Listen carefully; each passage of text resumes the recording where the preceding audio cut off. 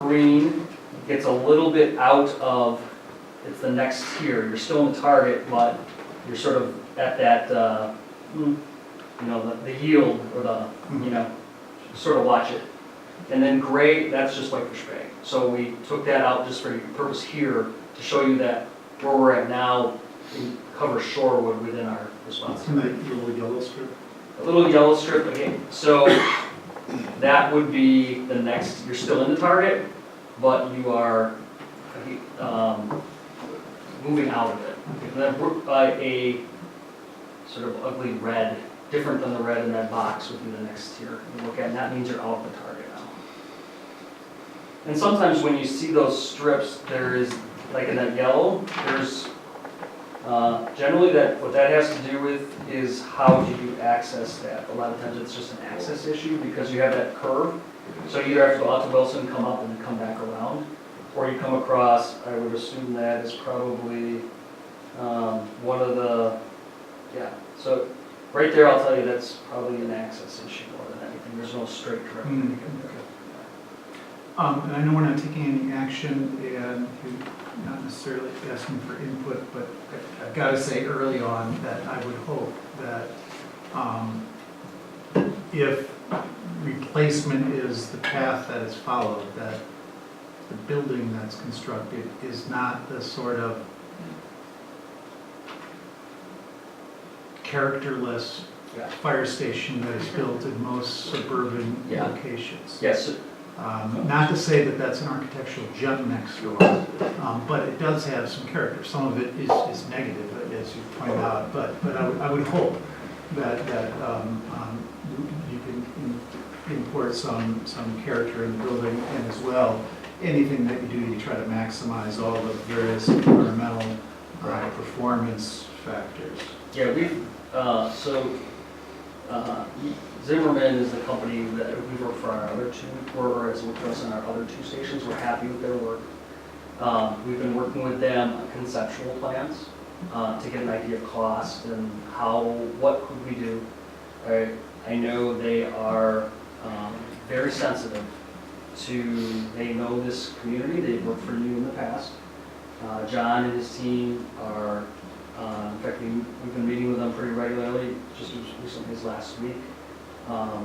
We've talked about everything from reusing brick to, what the roof lines look like. I think they are probably as in tune as anyone about that. They're very sensitive to that, it appears to me.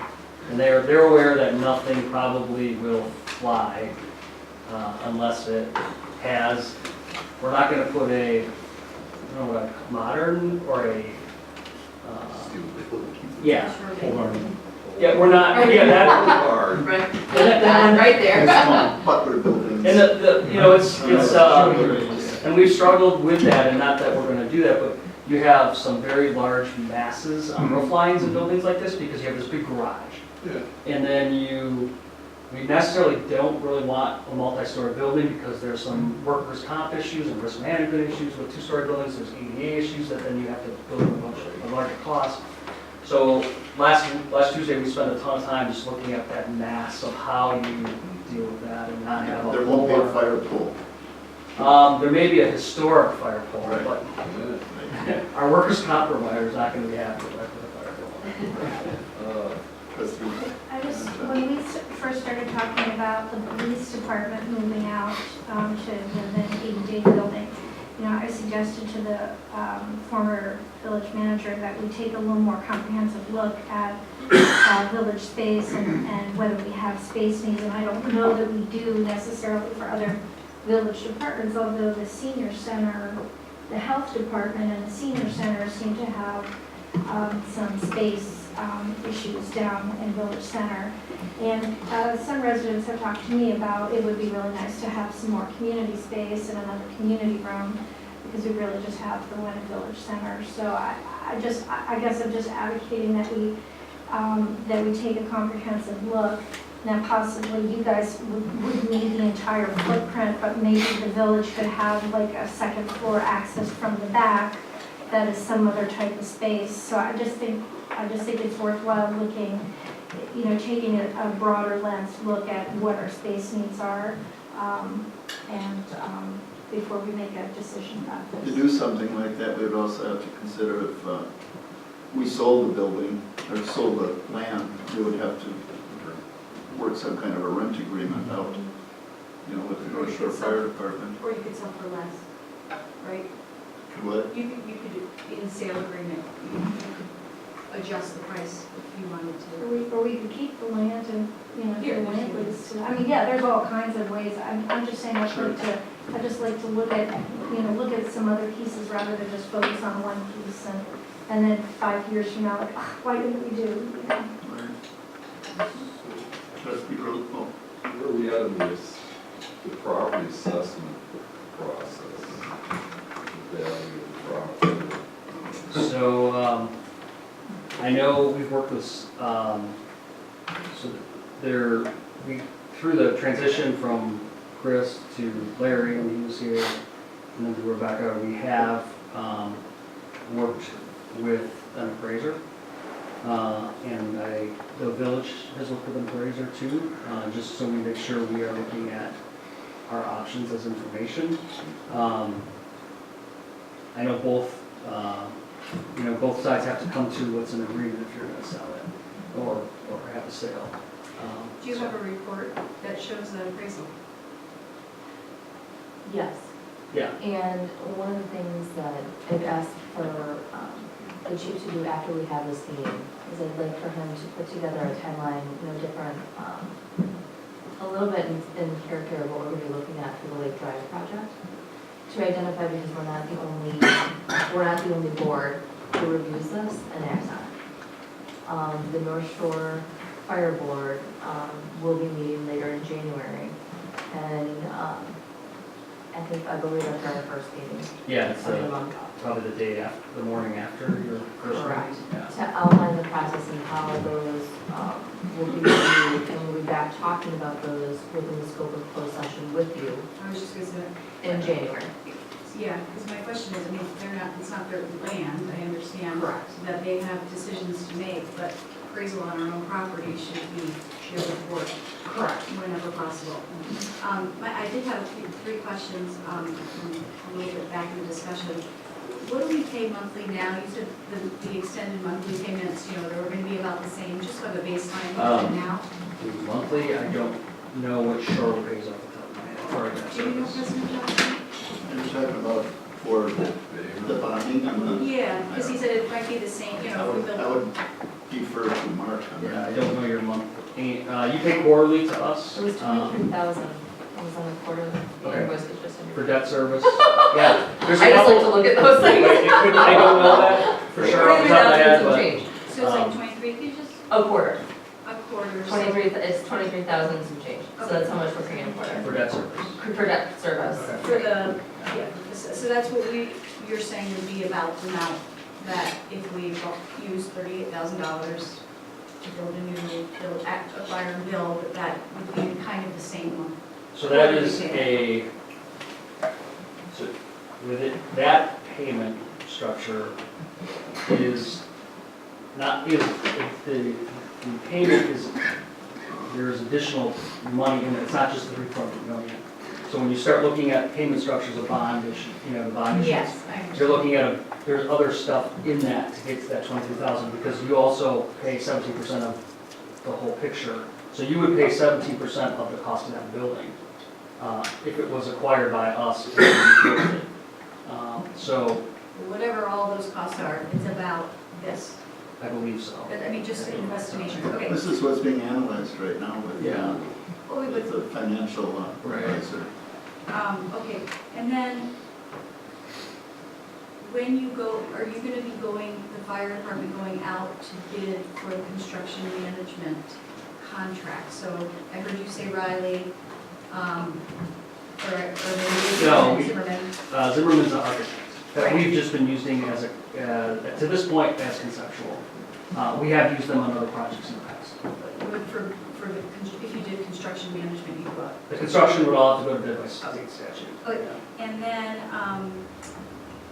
just thank you, Rebecca, for mentioning that outreach plan. There is on the back, I believe, it's the same, I don't have it mixed up, but on the back of the map page, there is just a sketch of some steps. Right. And community outreach is, to me, in my opinion, way too low, way too far. I would think, you know, it's in model or major repair, it's not, there's nothing in acquisition of current facilities. So anyways, I am looking forward to seeing the public out, you know, the public communication plan for, you know, how do we communicate? I don't think it's on the radar right now of anyone, and it's a big, you know, the earlier the better. Yeah, Rebecca and I talked a couple times about opening a tour of the building, so to speak, and opening that up for this group and potentially the historical group or whoever else wanted to come and say, here's a time frame to walk through the building. I mean, even more basic than that, just like a Shorewood, some kind of initial, you are looking to, you know. And that's where I think that communication timeline comes into play. So I'm really excited because we get to use it in a different way. Exactly. And we'll brainstorm some of those out, and I'd like to do that with Robert because we're one of the boards weighing in. So it's important to kind of get the timeline for how decisions may need to be made and then how we can fit different communication tools in that so that we can move forward and do to, like you said, to the best of our ability. Because you're right, it's not really on the radar. When he initially talked to me about it, I was like, oh, gosh, that's not something I was, you know, but that doesn't matter. Okay, great, here's the new. Now we know, but for our purposes, and we Bear in are, mind that while we pay 17%, Glendale's paying like 29%. Correct. But even for the purpose of when we go into closed session eventually about the, maybe in January, I would like the public to know that the fire department is, you know, we're looking at potential, just some sort of communication saying, you know, what we're thinking from the village perspective on our own land, like that there may be changes. So I'd like to include you in that process. I don't want to get ahead of this board in that process, which is why I recommend that we come back first with a communications plan when Robert comes back. So that we can all have a level of agreement in terms of what's the best way to go about doing it. Not only that, but no different than the committee meeting we had tonight with Public Works, there's some good ideas that come up here. It's, you know, it's our plan to work with, and we'll use it once for this, I don't know what other building we'd ever use it on again, but. You never know. Right, you never know, and we learn something different every time that we touch it. Right. So, but I'm very uncomfortable moving forward with any communication until this board agrees that this is the way that they want to start doing it. So I respectfully ask that of you. But with that said, we would come back in January, and that would be a collaborative approach of discussing that. And then show you what that outline would be, so that you could also weigh in. I need to, and I again, respect completely that process. There's 6 other communities, as the president said, that are going to pay in, that I need to sort of time Yeah. all this too, because, Separate than yours. you know, if I say, hey, I want to build this new fire station, They're gonna go. yeah, and they all heard the same presentation I came here with a couple months ago, but we need to get it out there, and they sort of, you know, they've all heard that this is potentially on the radar screen, but as we get a little closer, there is, you know, public action that needs to be taken, and my board, the fire department board will want that, you know, as transparent as possible too, so sort of the timing in January is sort of important that we don't get ahead of ourselves on the other side of this too, because there's multiple transactions that have occurred. There's a potential sale transaction, and then there's a potential, we own this and we would like to do this now, that would have to go through processes in the village also. So it's very possible that when we look at that from a communication standpoint, that we may be talking about, you know, if we follow track A, you know, of acquisition, here's some of the different things that comes into play. Because, of course, you know, the department's going to want to know what it is in our community, so what procedurally do they need to do here. But they have been doing their due diligence, I think, to start in a good discussion. And so we'll be ready to start. And we just want to start with you at the beginning. Yeah. think that's where we're at. So next, in January, that's processed, that's why I think I'm here tonight, to sort of say, tell me, you know, we want to get on those radar screens. You might be early to ask this question, but how would you describe the sense of urgency required here? So I think there is going to be, from, if I was in the village's shoes, you have a building that is half built, or is yours, that you're not using, and you are paying 50% of the costs that come with it for operating, and from the critical, what I would call the bones of the building and the critical infrastructure, you get 100% of that. So similar to the boiler, you have a potential failure, or you're potentially investing a large amount of money for a building. So I So that's see something sense of that urgency on Shorewood your says. side. Can I make a clarification? We Yeah. just found out today from, is it our director, that we, as of October 1st, we no longer pay half of the utility bills for that building. Mark, can you clarify? I think the chief and I can have a discussion on the side for that. It's a matter of looking at the pro rata share of utility costs and how to better define that. Okay. I think the chief's perspective is he occupies half